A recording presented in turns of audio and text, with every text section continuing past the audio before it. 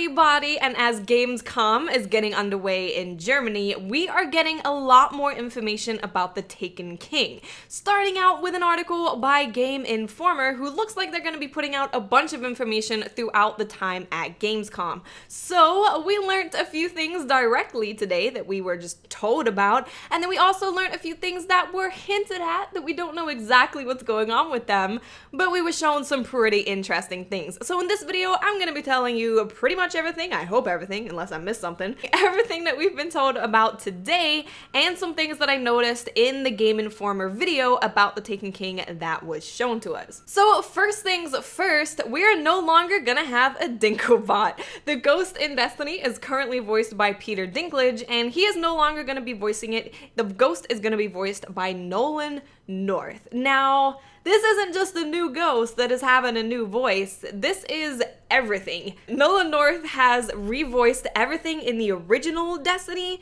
and all of the stuff in the Taken King. So Dinkobot just doesn't exist anymore. It's just completely gone. And in the article by Game Informer, he said that he was really excited about this role because you want to give him as much personality as the world will allow without making it unbelievable. There's a fine line to walk there, and I think we found it. So I'm really excited for this because as much as I like Peter Dinklage and I like the roles that he's in, I like the characters he plays, I don't think that the ghost was very good. He only had personality here and there, but it wasn't voiced that well, it wasn't that entertaining, so I'm hoping that with Nolan North now doing the voices, that we are going to inject a little bit more personality into the ghost, because I think it's a character that can have a lot of personality. The one time that I really saw something and I was like, oh, this is awesome, was when he got called Little Light. And he didn't like that. And I want to see more things like that, more interactions with the ghost and the characters in the game to give it a personality, because it does have one. It's trying to help you survive in this world. And once a guardian dies, the ghost dies. Like, it's very, very attached to Guardian, so I would love to see it having more personality. The next thing that we learned about today is that we're gonna have a level cap of 40, and this is earned by XP from killing monsters, completing missions, turning in bounties, playing in the Crucible, etc. And we're gonna be able to get to level 40. Now, this is not a light level 40, this is just a straight up level 40. Like, that's your level. Just like you're level 20 right now, you're going to be level 40. So you're actually going to be able to level up again, which is really cool, because I always miss having the little pop-up on my screen that's like, you leveled up to level 36. So I'm excited to have that again, because it just makes me feel good. It does a little animation. It makes my controller vibrate. I just like it. But yeah, it's going to be a level cap of 40. Now, we haven't really been told specifically about light level. We don't know if there's going to be light levels, but what they have said is that weapons and armor, notice they said weapons and armor, will continue to provide increased power to your character and defense. So who knows? We don't know exactly how the whole light level thing is working. We don't know if they're completely scrapping it and everyone's just going to be level 40. We don't know yet. But what we do know is that although we are having a cap of 40, our weapons and our armor are still going to matter in terms of our discipline stats, our strength stats, and our defense and our power. Also, they had some information about the loot system. Woohoo, loot system, no more loot cave, farming, cabal, whatever. I know the loot cave wasn't by the cabal, by the way. I'm aware of that, I'm very aware. But what they said is that Destiny's loot system will now pay closer attention to the loot you already have received when determining an appropriate drop, so that players will more consistently receive armor and weapons that provide meaningful power growth, items that vary their gear slot from one drop to the next, and fewer drops of items that a player has already attained. So obviously this is really good news. Destiny's been getting a little bit better with loot drops. Like, when Destiny first came out, it was pure RNG. It was actually really difficult to get Vault of Glass armor to get a full set. And then with the Dark Below, it got a little bit better. Drops were slightly better in the Crota raid, and they've been improving it, but this is definitely a big change that is very, very good. We're gonna be able to get more stuff that we don't have. So maybe if this was around right now, I could get the boots of meow, because I don't have them and I have pretty much everything else. I just want the boots of meow.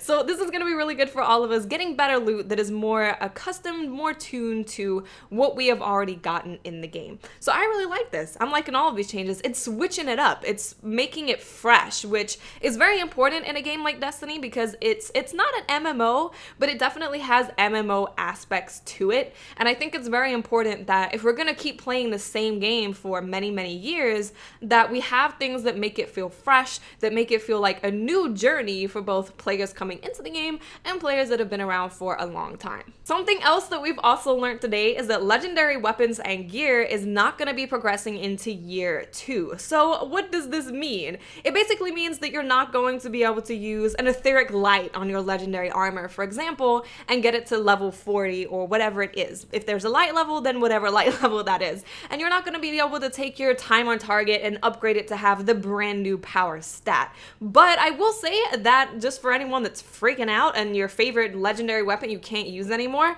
in the Crucible this does not matter because power levels don't matter. So you're going to be able to use any legendary stuff you want to use in the Crucible if you so wish to use it. But the reason that they're doing this is just because we're going into a brand new year and the Taken King is adding more armor and more weapons than we saw in the base game of Destiny. They're wanting people to really spread their wings and experience all of the new content that they've put into the game, where we're all kind of starting all over again. We're not starting from scratch, of course, because we are level 34 or whatever. If you've been playing the game for a long time, you're probably level 34. So we're not starting from scratch, but we're experiencing new blue weapons. Like, we'll get a blue weapon and be like, oh, this is super awesome. The attack damage is higher than all of this other stuff that I have. And now I get to use this blue weapon. I get to use new things. And I think that's really good. That's how any MMO, like I said before, it's just how it works. You sunset those items so that you can still use them, but they're just not going to be as powerful as the new stuff that's in the game. So I'm personally perfectly okay with this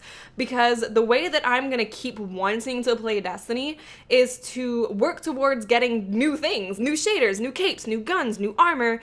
And if I can just continue taking the same armor with me and just upgrading it and continue using the same weapons, I don't want that. I want to experience almost finding the game all over again and being excited to get a blue drop, being excited to get that blue engram on the floor because it could turn into a really awesome weapon that I don't have yet. So I'm personally really excited for this. Maybe it's because I've played a lot of MMOs, so I'm very used to it. But yeah, I really like this. And by the way, they have not mentioned about exotic weapons. They've not said that you can't take those with you. So I am sure that when we go into the Taken King, there's going to be a way to have our exotic weapons, or at least some of our exotic weapons, be just as good and upgrade them and take them with us into year 2. Just not the legendary armor and not the legendary weapons. Now, something that was not talked about but was definitely shown in the video by Game Informer is this.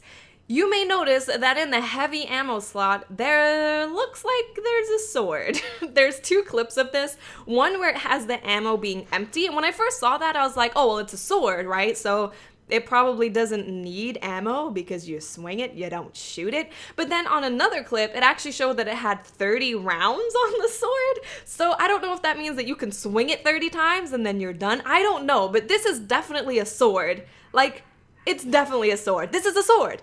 You can't mistake that picture for anything other than a sword. So obviously we don't know any details about it yet because they've not talked about it, but obviously they put this in there to show us that it's a thing. So my guess is that it's just a brand new weapon type. Just like we got the sidearm, which was a brand new special ammo thing, we are now going to be getting a sword that is a brand new heavy item slot. I don't know how it's going to work. I don't know anything about it, but my guess is that it is a brand new weapon type of some kind of melee sword thing.